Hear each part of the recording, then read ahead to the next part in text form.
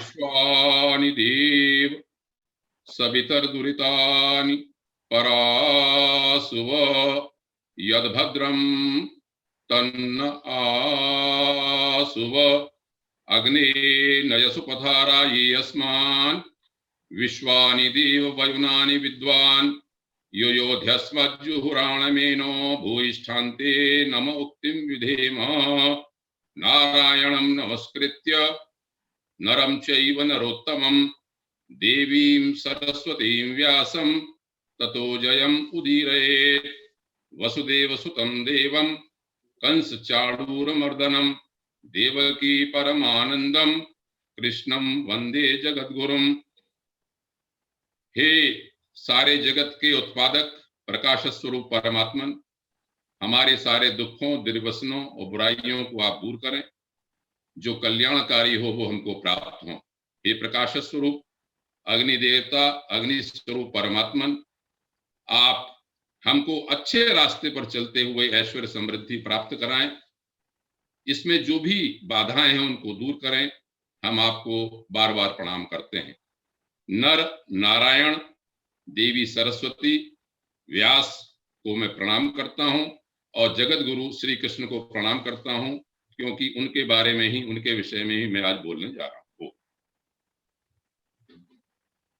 सबसे पहले मैं अपने मंगलाचरण के उपरांत अपने इष्ट जगन माता का स्मरण करता हूं, जिनकी कृपा से मेरा जीवन पूरा चला, सांसारिक आध्यात्मिक सारी चीजें मुझको प्राप्त हुई। उसके उपरांत इस ग्रुप स्वाध्याय चिंतन के इस समूह में जो गुरुदेव की चेतना है उसको मैं प्रणाम करता हूं, और चेतना के जो प्रतिनिधि हैं श्री अरविंद शर्मा जी, उनको भी मैं प्रणाम करता हूं। उनके अतिरिक्त जिनसे मैं इन 2 दिनों में परिचित हुआ हूं, श्री अशोक नेमा जी, श्री एस.सी. सिंह साहब और सेठ साहब, इनके मैंने भाषण सुने, इनको प्रणाम करते हुए, इसके उपरांत मेरे इस ग्रुप में कुछ परिचित लोग हैं। मैं पहली बार बोल रहा हूं, इसलिए थोड़ा समय लूंगा परिचय के बारे में। मैं मेरे छोटे भाई के सदस्य श्री मुकुल गुप्ता जी को मैं प्रणाम नमस्कार करता हूं। इनके स्वर्गीय पूज्य पिताजी श्री दर्शन लाल जी की छत्र छाया में मैंने बहुत वर्ष आराम से नौकरी की। मैं उनको स्मरण भी करता हूं। उनके कारण ये मेरे बहुत ही स्नेह के पात्र हैं। इन्होंने भी मुझे कभी भुलाया नहीं। इसके अतिरिक्त यदि आज अभी आते हैं हमारे ग्रुप में, जैसे मैंने पिछली बार देखा, हमारे विभाग के सीनियर श्री बीरभान सिंह साहब भी जुड़े थे, प्रिय श्री धुरेंद्र चतुर्वेदी जी, पीके मिश्रा साहब, इन सबको मैं प्रणाम करता हूं। बाकी जितने भी आप गुरुदेव की चेतना से और इस सत्संग से जुड़े हुए सब लोग हैं, सबको प्रणाम करता हूं। मैं बहुत आभारी हूं आप लोगों का, जो मुझे आपने चिंतन करने का अवसर दिया। मैं कोई विशेष पद का या कद का अध्यात्म में या शास्त्र में व्यक्ति नहीं हूं। आप जैसा ही चिंतक, एक लर्नर हूं। मैं इसलिए, मुझे चिंतन करने का अवसर मिलता है जब भी इस तरह का कोई अवसर आता है। मेरी बात जो कुछ भी आप तक पहुंचेगी तो अच्छा लगेगा। मैं ये जरूर कहूंगा कि मैं ये नहीं कहता कि जो मैं कहूंगा वह ही सही है, लेकिन यह जरूर कहूंगा कि यह भी सही है। कोई भी आदमी पूर्ण नहीं होता। गीता के बारे में जैसा मुझे श्री मुकुल भाई ने पहले बताया था कि काफी समय से क्लासेस चल रहे हैं आपके यहाँ, ये भी इस धारा में 23वां वक्तव्य है, तो आप लोग परिचित होंगे। मैं अपना विषय प्रारंभ करूं इससे पहले मैं गुरुदेव के बारे में कुछ संस्मरण, कैसे मैं जुड़ा, थोड़ा सा 2-3 मिनट में बताऊं। 1990 में मेरी पोस्टिंग, मेरी तैनाती 4-5 महीने के लिए हरिद्वार में हुई। यूं तो मैं हरिद्वार में बालपन में पढ़ा हूं, मेरा घर भी है वहां। यह संयोग था। अब मैं सोचता हूं इतने लंबे समय बिता के कि वास्तव में जो परम चेतना, परम व्यक्तित्व श्रेष्ठ व्यक्तियों के रूप में होती है, वो किस तरह से लोगों को खींचती है। ये 1990 की बात है।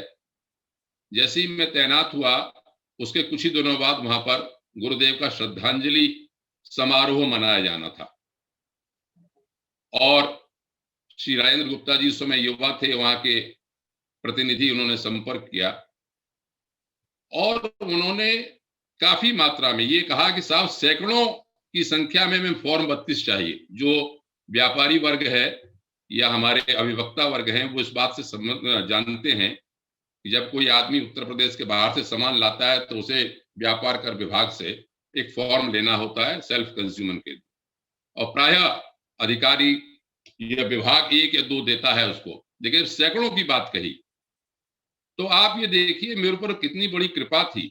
मैंने सैकड़ों फॉर्म 32 उस समय दिए और मैं उससे जुड़ा, मुझे वो दृश्य अभी याद आता है कि पूरा हरिद्वार पीत वस्त्र का हो गया था। इतने बड़े वर्कर्स उसमें 1990 में वहां आए थे और उसके उपरांत ही मैं शांति कुंज से भी आना जाना हुआ। मैं कोई फॉलोअर नहीं हूँ, मतलब कट्टर उनका सदस्य नहीं हूँ। आदरणीय भगवती माता जी के मेरे दर्शन हुए, शैल बहन जी के भी हुए। नहीं, आपको आवाज नहीं आ रही ना, वो ये कह रहा हूँ जो बिल्कुल ना लेफ्ट साइड बॉटम में ये क्या हुआ? हेलो, क्या म्यूट कर लीजिए प्लीज, म्यूट कर लीजिएगा आज होस्ट। मेरी आवाज आ रही है? हाँ आपकी आवाज आ रही है, प्लीज प्लीज सब म्यूट कर लीजिएगा अपने आप को। जी हाँ सब कर लीजिए। ठीक। तो मैं व्यक्तिगत रूप से भी उनके संपर्क में आया, उनकी बड़ी कृपा हुई माता भगवती जी की, भगवती देवी की मेरे ऊपर। उसके उपरांत वहां पर जैसे यज्ञोपवीत संस्कार वगैरह होने लगे तब भी मेरा आना जाना रहा और एक बहुत अच्छे फॉलोअर साथी श्री राम नरेश सिंह साहब को जरूर स्मरण करूंगा मैं, RN सिंह साहब, उनसे मेरा संपर्क हुआ काशीपुर की तैनाती में। मैं इसलिए स्मरण कर रहा हूं कि अभी कोरोना से उनका देहांत हो गया है। बहुत ही सात्विक वृत्ति के व्यक्ति थे।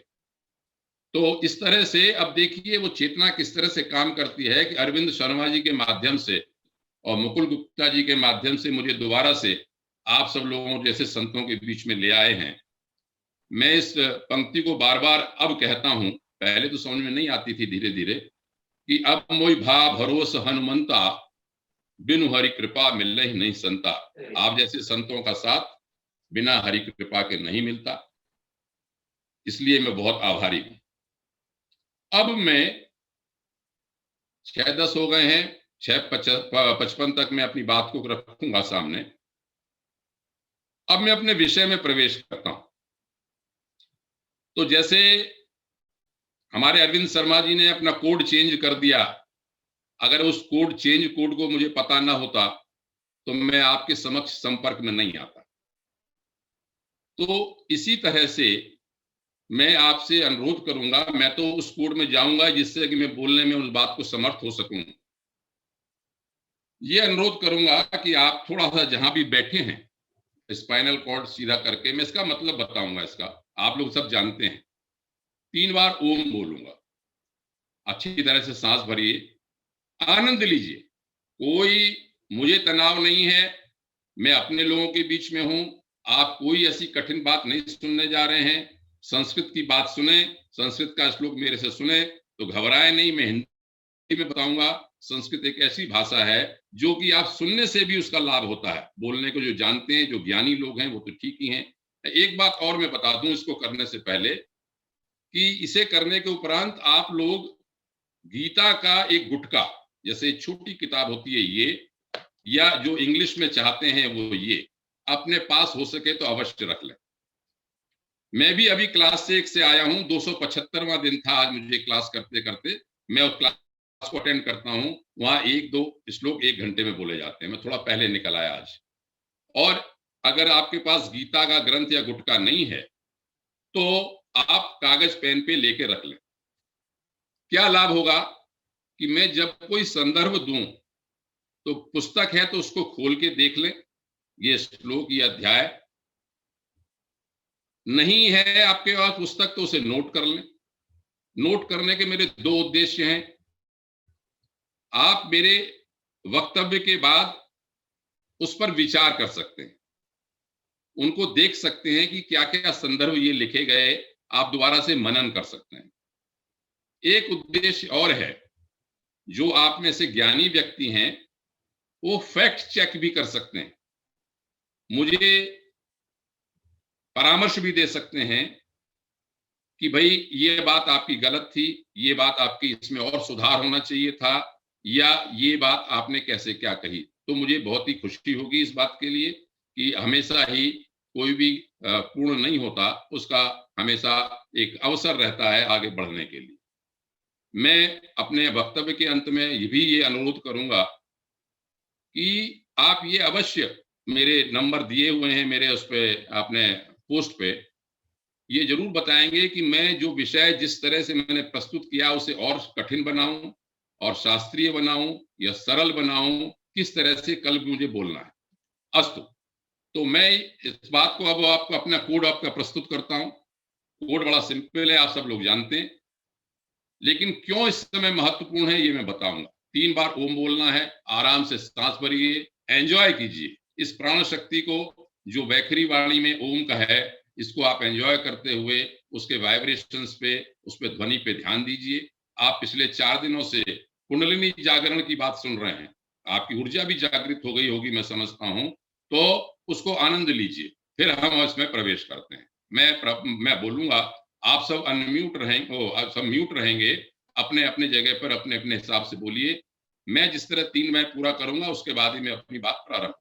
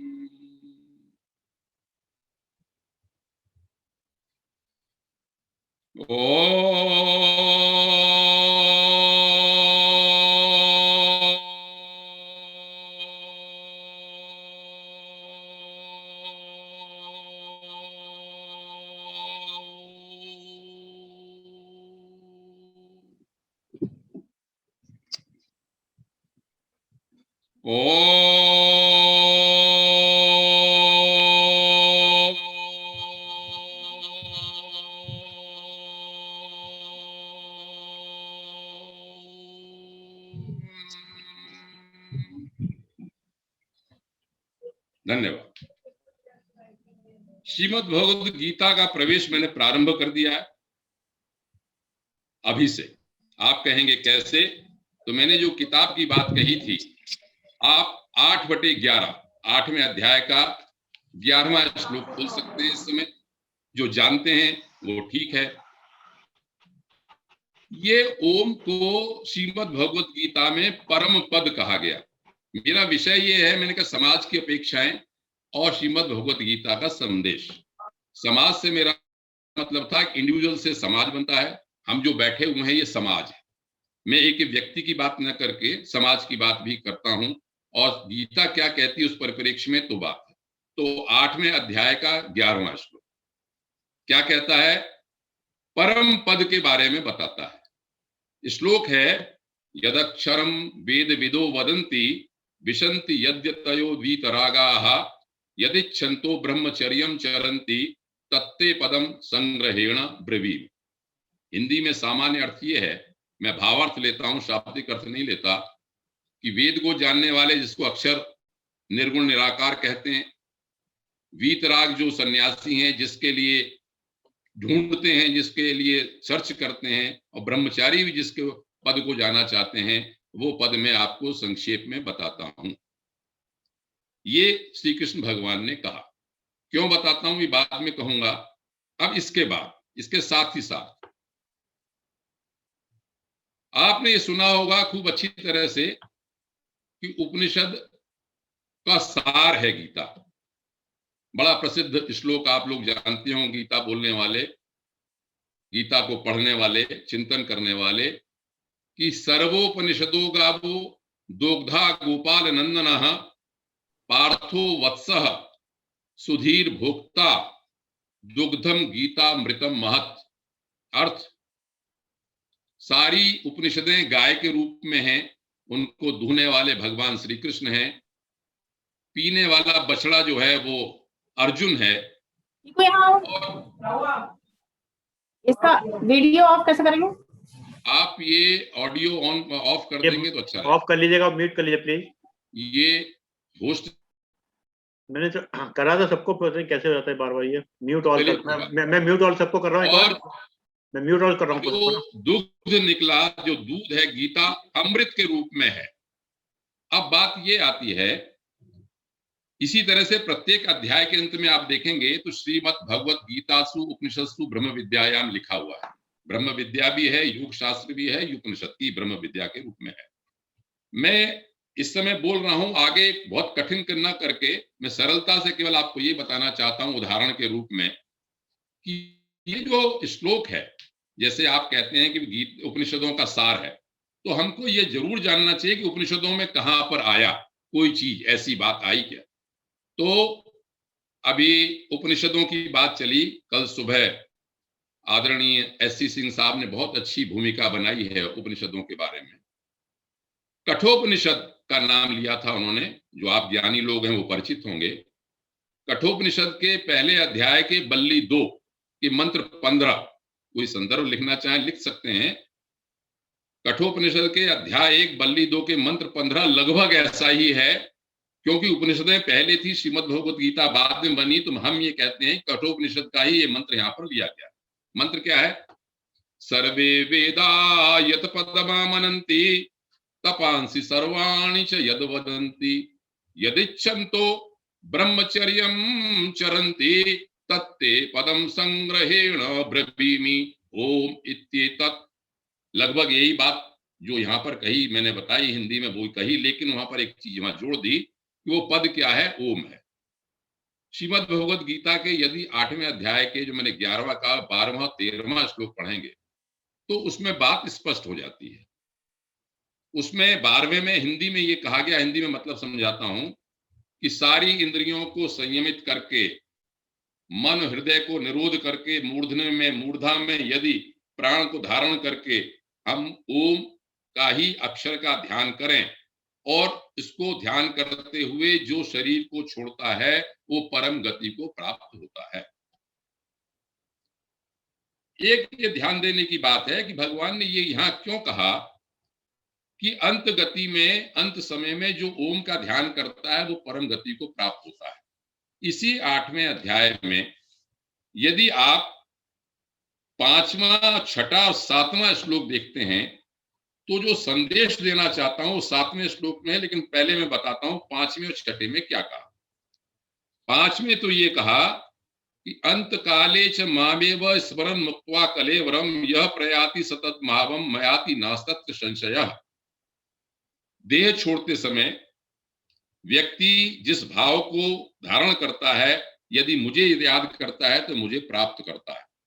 इसके अगले श्लोक में बहुत प्रसिद्ध श्लोक है, जो याद करना चाहे इसे जरूर याद करें।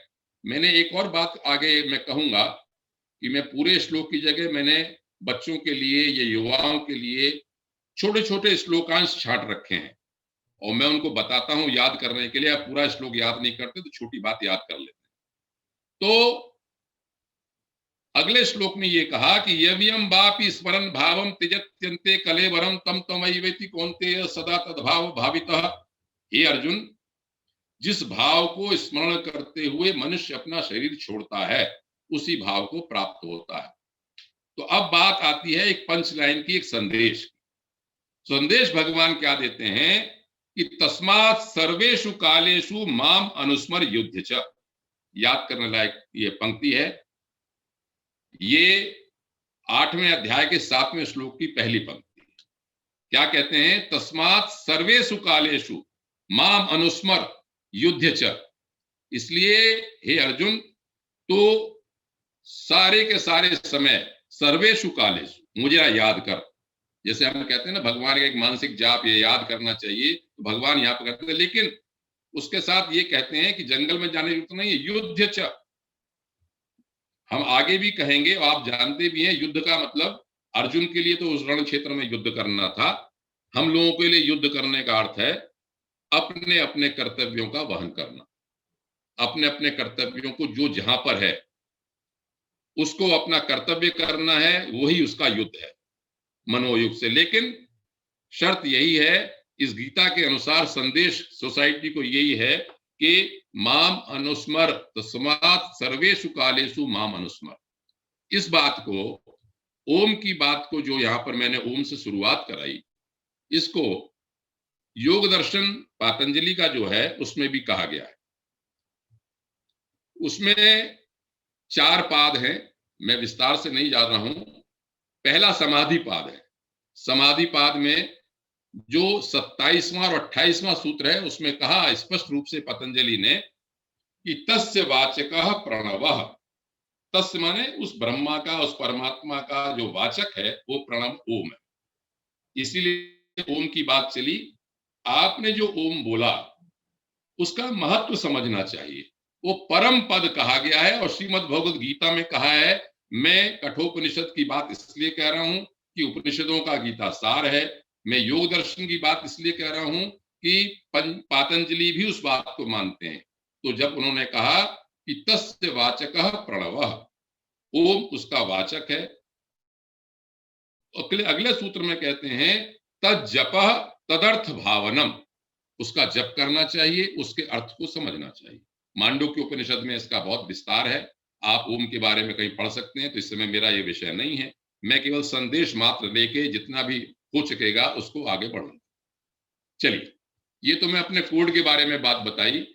अब मैं श्रीमद् भगवद गीता में प्रवेश करने से पहले इसकी पृष्ठभूमि बताऊंगा और पृष्ठभूमि बताने का क्या आशय है यह भी बताऊंगा।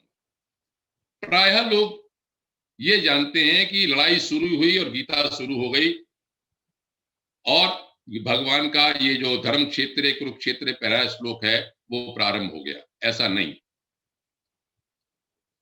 ये सब आप जानते हैं, श्रीमद् भगवद गीता महाभारत का अंश है।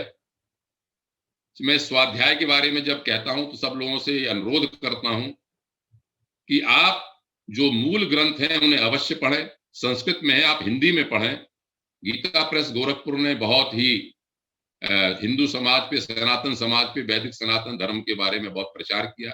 महाभारत पूरे सस्ते मिल जाते हैं हिंदी और संस्कृत में। महाभारत नहीं बल्कि सभी ग्रंथ जो है वह पढ़े। मैं इसकी भूमिका बताता हूं। उद्योग पर्व के अंत में कौरव सेना और पांडव सेना युद्ध के लिए प्रस्थान कर जाती है। वहां पर यह भी लिखा है कि देखिए आप, ऐसा नहीं है कि कौरव लोग जो है यज्ञ नहीं करते थे। वहां लिखा है कौरवों ने स्नान किया, श्वेत वस्त्र पहने, ब्राह्मणों द्वारा स्वस्ति वाचन किया, अग्नि में आहुति दी। अध्यात्म की लाइन में या जीवन में क्रिया महत्वपूर्ण नहीं है, उद्देश्य महत्वपूर्ण है। क्रिया महत्वपूर्ण नहीं है, उद्देश्य महत्वपूर्ण है। तपस्या हिरण्यकशिपु भी करते थे, तपस्या रावण भी करता था, ज्ञानी वो था, लेकिन उद्देश्य क्या था? तो कौरवों के बारे में अवश्य लिखा। उसके बाद में लिखा उन्होंने कि युद्ध के नियम बनाए। फिर कृष्ण द्वैपायन व्यास धृतराष्ट्र के पास पहुंचे। उन्होंने कहा कि बहुत ही अपशकुन हो रहे हैं, तुम अभी भी रोक लो। नहीं रोका उन्होंने कि मैं कुछ नहीं कर सकता। उन्होंने कहा मैं तुम्हें दिव्य दृष्टि देता हूं। उन्होंने कहा मुझे तो आप न दो, संजय को दिव्य दृष्टि दे दो। दिव्य दृष्टि का मतलब जो कुछ भी होगा ये जान जाएगा और युद्ध में इसकी मृत्यु भी नहीं होगी। ये भी वहां पर कहा गया। कुछ बातें बड़ी इंटरेस्टिंग है, वो श्रीमद् भगवद गीता से अलग है, लेकिन आप लोगों को जाननी चाहिए। छोटी बात संक्षेप में मैं कहूंगा। उन्होंने वहां पर कुछ अपशकुनों के बारे में बताया। हम जैसे कहते हैं ना अपशकुन हो रहे हैं, हम तो नहीं मानते कि अंधविश्वास है, लेकिन कुछ बातें बड़ी जबरदस्त हैं। मैंने महाभारत के ऊपर एक विद्वान का समय सीमा निश्चित करने के लिए एस्ट्रोनॉमी के बारे में पढ़ा था कि उन्होंने ग्रह तारे की जो बात थी उसमें ये चैप्टर भी था, कई सारे चैप्टर थे कि उन्होंने कहा कि देखिए ऐसा कब हुआ, अरुंधति वशिष्ठ साथ चलते हैं, इसमें वशिष्ठ आगे निकल गए, अरुंधति पीछे हो गई, वो नक्षत्र जो है। एक बात और कही जो आप लोगों को इंटरेस्टिंग लगेगी, मुझे तो लगी। उन्होंने लिखा देखो धृतराष्ट्र, इस बार एक ही महीने में 13 दिन के भीतर चंद्र ग्रहण और सूर्य ग्रहण दोनों पड़ रहे हैं। प्रायः क्या होता है कि महीना 15 दिन का बढ़ जाता है, लेकिन 13वें दिन ही अमावस्या पड़ रही। तो जो लोग ज्योतिष वाले जानने वाले हों, जो एस्ट्रोनॉमी वाले जानने वाले हों, वहां पर वो देख सकते हैं कि उन्होंने क्या बात कही। तो ये कोई बहुत ही उत्पात वाली बात उनको कहा कि बहुत ही सब अपशकुन हो रहे हैं और आगे सब नष्ट हो जाएगा सब बात। खैर चलिए, भीष्म पर्व शुरू हो गया। भीष्म पर्व में देखिए, युद्ध शुरू होने की बात हो गई, सेनाएं चल दी, लेकिन धृतराष्ट्र ने युद्ध के बारे में नहीं पूछा। ये आप लोगों को शायद पता होगा इस बात का, लेकिन मैं बता रहा हूं मैं क्यों कह रहा हूं इस बात को, फिर मैं बताऊंगा मतलब क्या है। उन्होंने कहा कि मुझे पंचमहाभूत के बारे में बताओ, सुदर्शन द्वीप के बारे में बताओ, वर्ष पर्वत बताओ, गंगा नदी बताओ। जो लोग ज्ञान की दृष्टि से पढ़ना चाहें पढ़ें इस चैप्टर को। कितनी नदियों के नाम लिखे। मुझे ताज्जुब होता है लिखने वाले महावेद वेद व्यास जी के ऊपर कि आप देखिए कि आपके शास्त्र जिनको हमने भुला दिया, जिनको हमने अपने बच्चों को नहीं पढ़ाया, स्वयं भी नहीं पढ़ा, उसमें कितना ज्ञान भरा हुआ। आप देखिए कितनी नदियों के नाम उसमें लिखे हुए हैं वहां पर। खैर चलिए, जब उसमें लिखा है कि युद्ध से लौटे संजय तो उन्होंने भीष्म की मृत्यु का समाचार दिया। 10वें दिन की बात है। जब भीष्म की मृत्यु का समाचार दिया तब धृतराष्ट्र ने यह कहा कि क्रमेण येन यस्मश्च काले यंच यथा भवत् तथा तद अवभत युद्धम कुरु पांडव सेनयोः। कौरव और पांडवों की सेना के बीच में जो जिस प्रकार हुआ क्रम से तुम मुझको बता। अब उन्होंने सेना का वर्णन किया। यहां पर 13वें अध्याय से श्रीमद् भगवत गीता पर्व शुरू हो जाता है। श्रीमद् भगवत गीता शुरू नहीं होती, श्रीमद् भगवत गीता पर्व शुरू हो जाता है 13वें अध्याय से, भीष्म पर्व के अंतर्गत। तो उन्होंने वर्णन करना शुरू किया संजय ने कि वे सेना चल रही थी, वहां से छोड़ा था।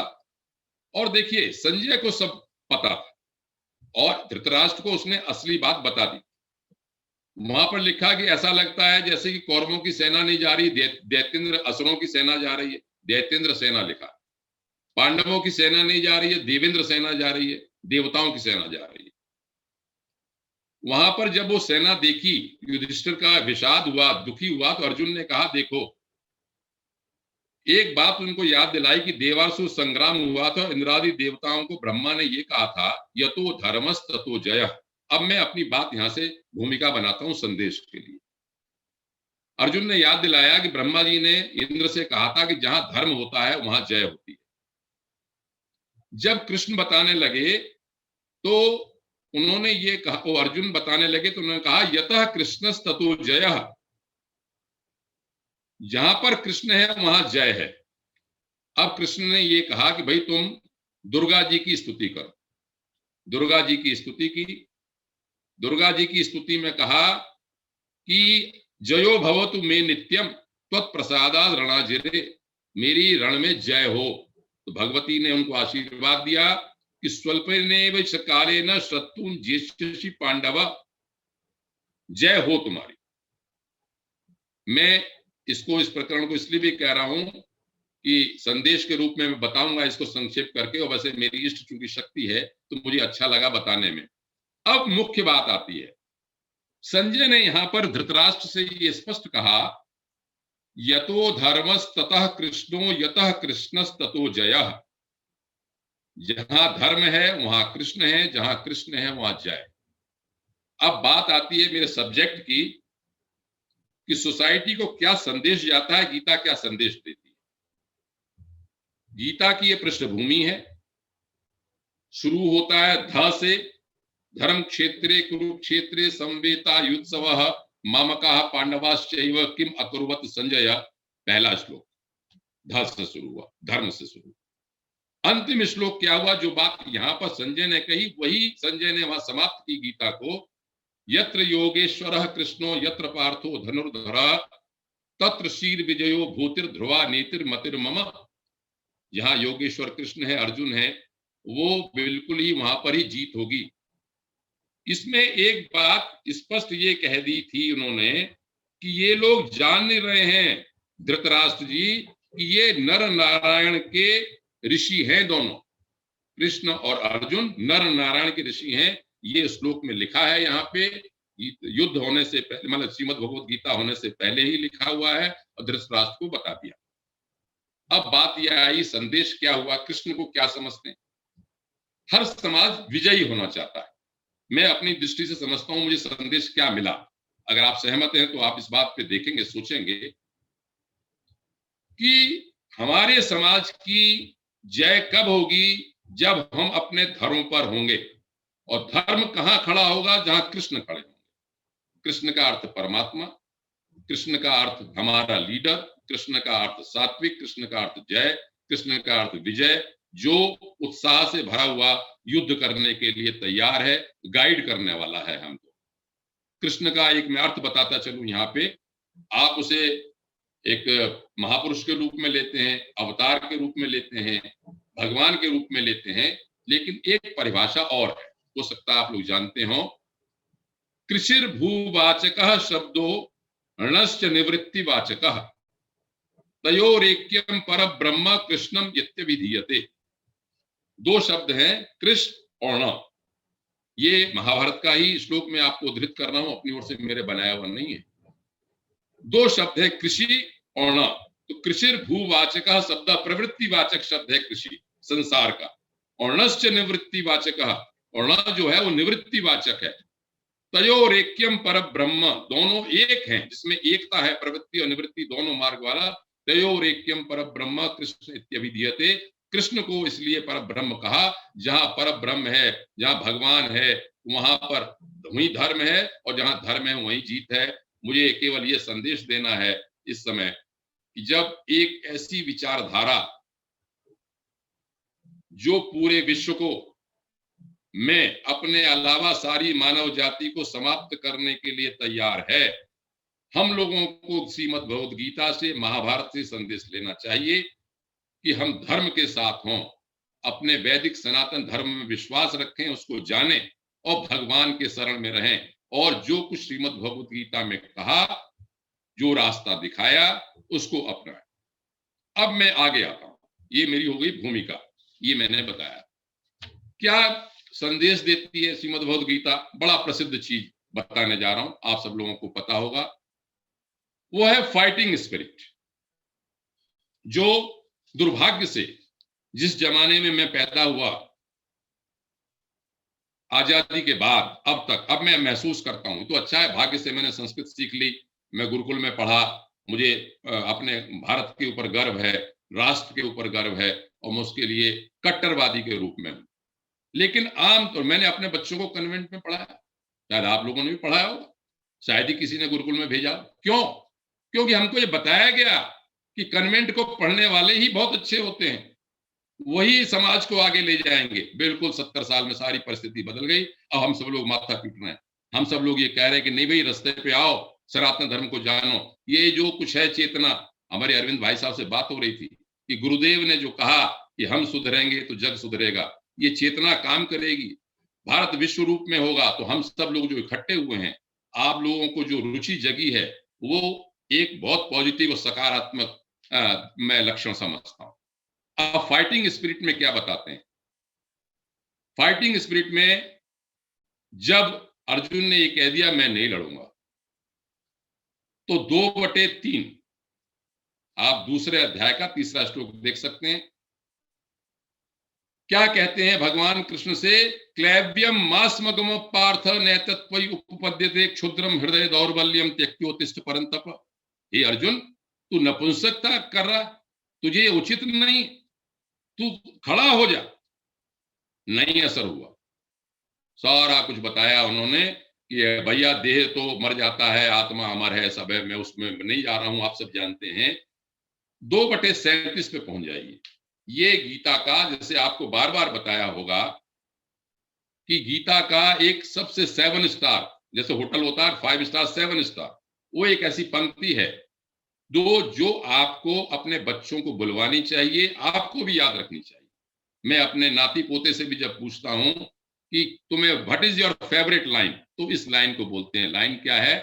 तस्मात् उत्तिष्ठ कौन्तेय युद्धाय कृत निश्चयः। कृष्ण कहते हैं, ये अर्जुन तू खड़ा हो जा, वेल डिटरमिन्ड टू फाइट, युद्धाय कृत निश्चय, युद्ध के लिए। मैं बच्चों के बीच में जब बता रहा था, स्टूडेंट्स थे, उन्होंने कहा अंकल सर आप तो युद्ध के लिए कह रहे हैं, लड़ाई की बात कर रहे हैं, हमें लड़ना है ही नहीं, हम तो पढ़ने के लिए आए। मैंने कहा तुम्हारा युद्ध यही है, मेरा युद्ध है पढ़ाना, तुम्हारा युद्ध है पढ़ना, और जीवन में सनातन धर्म को अपनाते हुए उसका प्रचार प्रसार करना, जहां पर है वहां ईमानदारी से रहना। यह युद्ध है हमारा। क्या आप समझते हैं कि इस समय सारे हिंदू जितने हैं संख्या में, अगर सब एक हो जाएं और सब इस बात को समझने लगे कि हाँ, हमें वैदिक सनातन धर्म की रक्षा करनी है और हमारा धर्म, हमारे समाज इस समय खतरे में है एक कट्टर विचारधारा के कारण, जिनका केवल धार्मिक उद्देश्य लिखित में ये है कि सबको मार दो, तो क्या हम नहीं लड़ सकते? क्या हम एक नहीं हो सकते? तो मैं ये संदेश को कहता हूं, मैं बोलता हूं, आप लोग भी इसको नोट कर लें और अपने मन में बोलें। तस्माद उत्तिष्ठ कौन्तेय, तस्माद उत्तिष्ठ कौन्तेय, युद्धाय कृत निश्चय। युद्ध के लिए कृत निश्चय होना। युद्ध से डरते हैं, अपने बच्चों को बताते हैं भैया लड़ाई मत लड़ना। अरे लड़ाई को कौन कहता? तुम तो कम से कम अपना काम तो करो। दूसरे के पीछे जो अपना सनातन धर्म है, वैदिक धर्म है, उसको भूलो तो मत। अपने चरण पैर छूना, मंदिर जाना या बड़ों का आदर करना, अपने शास्त्रों को पढ़ना पढ़ाना, इसको तो मत भूलो कम से कम, इसको तो जानो। यही युद्ध है। अगर हम सब लोगों में जागृति आ जाएगी तो मैं समझता हूं ये श्रीमद् भगवत गीता का ये सामाजिक संदेश बहुत जबरदस्त है। अब एक और बात, अभी 40 हुए हैं, मेरे पास 10-15 मिनट हैं। मैं बहुत सारी बातें कहने को हूं, कल मैं और ज्यादा इसको थोड़ा कठिन बात भी रखूंगा सामने समाज में। आज मैं ऐसी ऐसी सरल सरल सी बात जो मुझे लग रही है वो मैं रख रहा हूं। एक बात इसमें गीता हमको ये बताती है कि मैं जब बच्चों को पढ़ाता हूं या कहता हूं तो कहता हूं, गीता हमको बताती है who is your friend, who is your enemy. आपका मित्र कौन है, आपका शत्रु कौन है। मैंने पूछा कि भाई बताओ, एक्स बच्चे से पूछा कि हु इज योर फ्रेंड, फलाने का नाम ले दिया। हु इज योर एनिमी, अरे वो अंकल वो बहुत लड़का परेशान करता है। हमसे पूछो तो हम बता देंगे अरे हमारे उसने बड़ा धोखा दिया था, वो बड़ा शत्रु है, वो बड़ा नुकसान करता है मेरा। व्यापारी से पूछो, वो बता देगा कि भैया फलाना अधिकारी बहुत ही खराब है, वो तो बहुत बेकार हमारे पीछे ही पड़ा है, रेड करा देगा। अधिकारी से पूछो, वो उसकी बुराई कर देगा। कहने का मतलब ये कि हमने शत्रु मित्र छांट रखे हैं, हमको पता है शत्रु मित्र कौन है। लेकिन गीता बेस्ट सॉल्यूशन देती है। गीता शत्रु और मित्र के बारे में, शत्रु और मित्र के बारे में आप 6/5 छठे अध्याय का 5वां श्लोक निकाल लीजिए। और ये आपने सुना भी हो, मैं समझता हूं, क्योंकि आप लोग सब जानते हैं। ये गीता इस श्लोक में ये कहती है कि आत्मैव ह्यात्मनो बंधुर आत्मैव रिपुरात्मनः। बहुत ही शानदार लाइन है, सबको याद कर लेनी चाहिए और बतानी चाहिए। क्या अर्थ है? कि हम ही अपने शत्रु हैं, हम ही अपने मित्र हैं। यहां पर मैं थोड़ा सा जाति कर रहा हूं ग्रंथ के साथ। जाति ये कर रहा हूं कि आत्मा शब्द लिखा है। आत्मा का मतलब अगर बड़े ब्लॉक लेटर्स में SEL सेल्फ बना लो तो वो आत्मा है, आध्यात्मिक पक्ष है। लेकिन मुझे इस समय समाज को संदेश देना है तो मैं इसे छोटा अक्षर बनाता हूं, SEL सेल्फ, मैंने मैं। मेरे अंदर जो जीव बैठा है वो आत्मा है, उसी के लिए भगवान ने कहा यहां पे। लेकिन मैं ये जानूं तो कम से कम कि मैं आत्मा हूं। तो क्या कहा भगवान ने? इस गीता का ये संदेश बहुत बड़ा सोसाइटी के लिए है कि आत्मैव ह्यात्मनो बंधुर आत्मैव रिपुरात्मनः। हम ही अपने मित्र हैं, बंधु हैं, और हम ही अपने शत्रु हैं। तो क्या करना चाहिए? सॉल्यूशन भी दिया, पहली लाइन में सॉल्यूशन दे दिया। उद्धरेद आत्मनात्मानम नात्मानम अवसादयेत। जो समाज में युवा वर्ग में डिप्रेशन की, अवसाद की जो स्थिति है, उसको दूर करने के लिए बहुत बड़ा संदेश गीता का यह श्लोक देता है मेरे हिसाब से। क्या? उद्धरेत आत्मना आत्मानम, अपने को अपने से ही उद्धार करो, दूसरा नहीं आएगा कोई उद्धार करने के लिए। नात्मानम अवसादयेत, अपने को कष्ट मत पहुंचाओ, आत्मा के बारे में अवसाद मत करो। तो मैं ये समझता हूं कि ये बहुत बड़ा संदेश साधारण रूप से है कि अगर हम जान जाएंगे कि हम ही अपने मित्र हैं, हम ही अपने शत्रु हैं, हमें अपना परिष्करण स्वयं करना है। अगली लाइनों में सब बातें लिखी हुई हैं, 6 और 7वें 8वें श्लोक में, मैं उसमें विस्तार से अभी नहीं जा रहा हूं, आगे बढ़ता हूं। समाज को या हमको गीता यह भी बताती है कि what is to be done, what should not be done. ये कैसे पता चलेगा कि हमको क्या करना चाहिए, क्या नहीं करना चाहिए? कौन बताएगा? मैं अपनी बात को जरा घुमा के कह रहा हूं। आप जानते हैं इस बात को कि यदि आप 16/24 16वें अध्याय का 24वां श्लोक आप देख सकते हैं, देखें उसको। 16वें अध्याय का 24वां श्लोक, इसमें ये कहा, तस्मात् शास्त्रम प्रमाणम ते कार्याकार्य व्यवस्थितौ। हे अर्जुन, तस्मात् ऊपर लिखा हुआ है, इसलिए कि जरा मैं आपने बताऊंगा पृष्ठभूमि क्या है। कार्य अकार्य करने के लिए शास्त्रम प्रमाणम ते, शास्त्र प्रमाण है। मैं फिर उसी बात को कहता हूं। आप कहेंगे कि बार बार इस बात को कह रहे हैं, हम अपने शास्त्र भूल गए। अरविंद शर्मा जी का धन्यवाद है, ऐसे लोगों का धन्यवाद है, गुरुदेव का धन्यवाद है, जिन्होंने अपने शास्त्रों का बिल्कुल अपनी तरह से व्याख्या करके सब जगह फैलाया, विश्व में फैला दिया। उन सब संस्थाओं को धन्यवाद है, उन सब लोगों को, उन सब ऋषियों को, उन विचारकों को मैं धन्यवाद देता हूं, जिन्होंने इस समय ये बीड़ा उठाया हुआ है वैदिक सनातन धर्म को बढ़ाने का। हम भी उसमें से एक कड़ी हैं, श्री अरविंद शर्मा जी भी उसमें से एक कड़ी। हम लोग अपनी बात कह तो रहे हैं, विचार तो कर रहे हैं, कम से कम जान तो रहे हैं। तो क्या कहती है गीता? तस्मात् शास्त्रम प्रमाणम ते कार्याकार्य व्यवस्थितौ। इसके ऊपर के श्लोक में वो कह सके हैं कि जो शास्त्र की विधि को छोड़कर अपना मनमानी करता है, वो न सिद्धि को प्राप्त करता है, न उसे सुख प्राप्त होता है, न परागति प्राप्त होती है। इससे पहले श्लोक में कह दिया। अब शास्त्र की बात आई तो थोड़ा शास्त्रीय विवेचन भी मैं आपके सामने कर दूं इसको। कल अगर आपने ध्यान दिया हो ऐसी सिंह साहब की बात पे, तो उन्होंने एक ब्रह्म सूत्र का सूत्र रखा था। ब्रह्म सूत्र बड़ा प्रसिद्ध ग्रंथ है प्रस्थानत्रयी का। अथा तो ब्रह्म जिज्ञासा से प्रारंभ होता है, ब्रह्म के बारे में है, जन्माद्यस्य अतः। उसका तीसरा सूत्र है शास्त्र यौनित्वात्। परमात्मा का रूप शास्त्रों में ही रखा हुआ है। कल ये भी कहा, वेद कोई संहिताएं नहीं है, उस ज्ञान का ही रूप है, भगवान का ही रूप है। तो ब्रह्म सूत्र भी इस बात को कहते हैं। शास्त्र के बारे में हम जानना चाहिए। और एक और बात मुझे याद आई, एक दर्शन है न्याय दर्शन। न्याय दर्शन में 16 पदार्थ हैं। 16 पदार्थ में पहला पदार्थ है प्रमाण। मैं उसमें पूरे पदार्थों के बारे में नहीं जाऊंगा। प्रमाण मतलब एविडेंस, आप लोग जानते हैं। 4 तरह के प्रमाण कहे, प्रत्यक्ष, अनुमान, उपमान और शब्द। शब्द को उन्होंने कहा आप्त वाक्यम शब्द। आप्त लोगों के द्वारा, ऋषि लोगों के द्वारा जो शब्द कहे गए, जो शास्त्र हैं, वो भी प्रमाण है।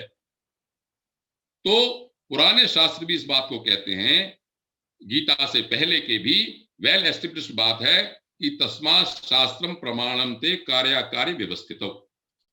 और कौन बताएगा?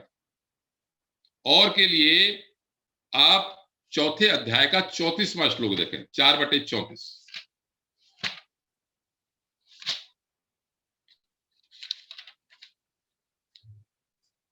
4/34 श्लोक कहता है, तद विद्धि प्रणिपातेन परिप्रश्नेन सेवया उपदेक्ष्यन्ति ते ज्ञानम ज्ञानिनः तत्वदर्शिनः। हे अर्जुन, तो उसको जानने के लिए सही क्या है, सत्य क्या है? तद कहते हैं परब्रह्म को। मैं कहता हूं सत्य। सत्य को भी परब्रह्म कहा गया। हमें क्या मार्ग जानना है, समाज को इस समय, या हमको इंडिविजुअल जो हम समाज का अंग है, हमें क्या करना चाहिए, इसके लिए तद विद्धि, जानो किससे? प्रणिपातेन परिप्रश्नेन सेवया उपदेक्ष्यन्ति ते ज्ञानम ज्ञानिनः तत्वदर्शिनः। तो तत्वदर्शी लोग हों, हमसे ज्यादा जानने वाले हैं, जो ज्ञानी लोग हैं, जैसे गुरुदेव हुए, या और जो कुछ भी आप समझते हैं उससे, उनके पास आप जाओ। और कैसे जाओ? प्रणिपातेन, नम्रता पूर्वक जाओ, कपट छल के ऊपर दंभ करके नहीं जाओ। सेवा करो, उनसे प्रश्न करो, तब वो बताएंगे आपको कि सही रास्ता क्या है। कहने का मतलब गीता यहां पर यह कहती है कि आपको अपने से बड़े ज्ञानी के पास, गुरु के पास, गुरु एक तत्व है, कोई भी हो सकता है, आप भी मेरे गुरु हो सकते हैं। आप मुझे कोई बात बताते हैं तो उस समय आप उस गुरु हैं। दत्तात्रेय ने तो 24 गुरु बनाए थे। अब इस बात को फिर वही बात आती है, मैं उपनिषद के ऊपर ले जाता हूं। मुंडक उपनिषद है एक, मुंडक उपनिषद के प्रथम मुंडक के द्वितीय खंड के मंत्र 12। मैं शुरू से ही कहा सर्वोपनिषदों गावो, अगर आप कहते हैं कि उपनिषदों का सार है तो ये कहने वाले का दायित्व है कि वो सिद्ध करे कि उपनिषदों में क्या कहा गया, उसे उपनिषदों का ज्ञान होना चाहिए। जो साधारण लोग हैं उनको बात तभी जमेगी कि भाई उपनिषदों का सार है। वहां पर ये कहा कि परीक्ष्य लोकान कर्मचितान ब्राह्मणों निर्वेद माया नास्त्य कृतः कृतेन तद विज्ञानार्थम स गुरुमेवा विगच्छेत समित पाणि श्रोत्रियम ब्रह्मनिष्ठम। अर्थ क्या हुआ हिंदी में? आप संस्कृत को मंत्र सुन के घबराएं नहीं, बिल्कुल ही ये न सोचें ये हमारे लिए नहीं, आप सुने, जैसा भी समझ में आता है मैं हिंदी में बताऊंगा। संस्कृत के बारे में, इन मंत्रों के बारे में ये कहा गया। मैं आपको अभी एक बात थोड़ी बता दूं। हमारे एक युवा साथी थे प्रशांत वत्स, आप लोग पता नहीं कोई परिचित हैं कि नहीं है, उनका बहुत युवा लड़का, उनकी मृत्यु हो गई। बहुत ही दुख है मुझको, मेरे सद्विचार मन से भी जुड़े हुए थे वो और कई संस्थाओं से जुड़े हुए थे। चिन्मय मिशन के युवा वर्ग के वो सेक्रेटरी वगैरह थे। तो आज चिन्मय मिशन में उनकी श्रद्धांजलि समारोह था। वहां पर ये हुआ, जो ब्रह्मचारिणी जी हैं उन्होंने कठोपनिषद का प्रथम भाग, प्रथम खंड जो है वो उसका बताया, पाठ किया। आपको जान के ताज्जुब होगा कि उस खंड में, उस पाठ में ये लिखा है, जहां से मैं बात कर रहा था सुनने की बात, उसमें लिखा है कि चाहे बोलने वाला इसका अर्थ समझे न समझे, जैसा उन्होंने कहा, चाहे सुनने वाला इसका अर्थ समझे न समझे, लेकिन इस पाठ को, इस खंड को मृत व्यक्ति के लिए सामने जब उसके उद्देश्य से सुनाया जाता है तो उस मृत व्यक्ति को शांति मिलती है, परम गति प्राप्त होती है, वो परम गति को प्राप्त होता है। ये लिखा हुआ है वहां, श्राद्ध शब्द है वहां पे, वो मैंने भी देखा उसको। तो मैं आपसे ये कहता हूं कि संस्कृत नहीं है, ये वेद मंत्र नहीं है, ये साक्षात ब्रह्म का रूप है। ये धीरे धीरे जब आपकी श्रद्धा बढ़ेगी तब आपको आएगा। तो उन्होंने क्या कहा कि सारे संसार को आपने देख लिया, कर्मों के बारे में जब आपको निवृत्ति होने लगी, आप समझ गए कि संसार में कुछ नहीं रखा है, संसार नश्वर है, हमें असलियत जानती है, तो तद विज्ञानार्थम, उस सत्य को जानने के लिए, परम सत्य को जानने के लिए स गुरुमेवा भी गच्छेत, उस गुरु के पास जाए। मैंने जो बात कही थी नम्रता की, प्रणिपातेन, तो क्या लिखा?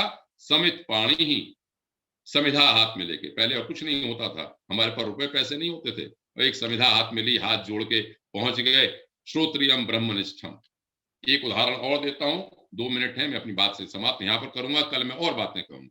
और ये अनुरोध करूंगा कि आप लोग मुझे जरूर परामर्श दें कि आपको कैसी बात लगी, इसमें और मैं क्या परिवर्तन करूं। एक बात उदाहरण देकर मैं अपनी बात समाप्त करूंगा। ये जो प्रकरण चल रहा है उपनिषद के बारे में मैं कह रहा हूं, प्रश्नोपनिषद है। प्रश्नोपनिषद में 6 ऋषि हैं, 6 ऋषियों ने जाके प्रश्न किए, उसके बाद उसके उत्तर हैं उसमें। लेकिन जो मैं कहना चाहता हूं उसकी जो भूमिका है वो बड़ी महत्वपूर्ण है। 6 ऋषि कौन से हैं? नाम आप पढ़ लेंगे लेकिन सुनना चाहिए। महर्षियों के नाम है सुकेशा, सौर्यायणी, सत्यकाम, आश्वलायन, कबंधी और भार्गव। 6 ऋषि हैं। कैसे हैं? वहां पर लिखा है ब्रह्म परा, ब्रह्मनिष्ठा, वेदों को जानने वाले हैं, ब्रह्म वेद को भी कहते हैं। ब्रह्मनिष्ठा, उनकी ब्रह्म में निष्ठा भी है, लेकिन फिर भी परम ब्रह्मान्वेषमाणा, परम ब्रह्म की खोज में जाने के लिए समित पाणयो, हाथ में 6 के 6 ऋषि। मुझे तो जरा सा घमंड हो गया, मैं तो संस्कृत जानता हूं तो मैं तो अपने किसी को अपने बराबर समझता ही नहीं। लेकिन नहीं, हमारे ग्रंथ बताते हैं कि आप चाहे कितनी ऊंचाई पर पहुंच जाएं फिर भी उसके आगे ऊंचाई है। आप थोड़े नम्र रहेंगे तभी आप ऊंचा उड़ेंगे, तभी आपकी ऊंचाई बढ़ेगी। विद्या ददाति विनय, विद्या विनय को देती है। तो समित पाणयो, अपने हाथ में संविधाएं लेके भगवंतम पिप्पलादम उपसन्नाह, भगवान पिप्पलाद के पास गए, उनसे कहा कि हमें ब्रह्म के बारे में बताओ। तो उन्होंने पता है क्या कहा, बस मैं बात समाप्त कर दूंगा अपनी, कि उन्होंने कहा श्रद्धया तपसा ब्रह्मचर्येण संवत्सरम संवत्सथा।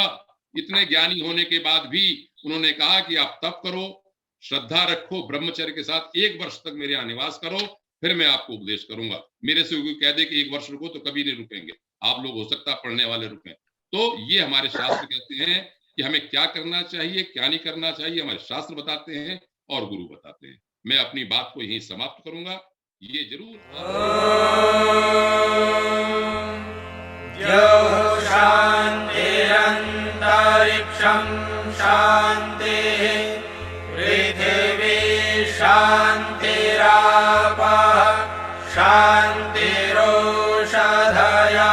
शांतिः वनस्पतयः शांतिर्विश्वे देवाः शांतिर्ब्रह्म शांतिः सर्वं शांतिः शांतिरेव शांतिः।